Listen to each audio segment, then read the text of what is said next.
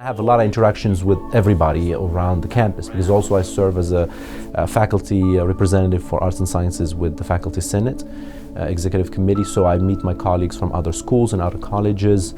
Tremendous support, they're very collegial, professional, friendly. I think it's tremendous for our university to be in the midst of that rejuvenation, of course, a renaissance of the city, and we are part and parcel of it, I think. Of course there are challenges. All universities today in higher education are facing challenges, but we're going through them, and whenever we have concerns as a faculty, I feel they've been addressed and they've been taken seriously from the administration, and that's what you want. You don't want to be shrugged off or get that cold shoulder treatment, and we never get that, whether it's the president or the provost. If you are looking at this place to work in, I think you'll find a very small community, a community where everybody will care about you, will nurture you, and help you grow in your position and your career, whatever that may be.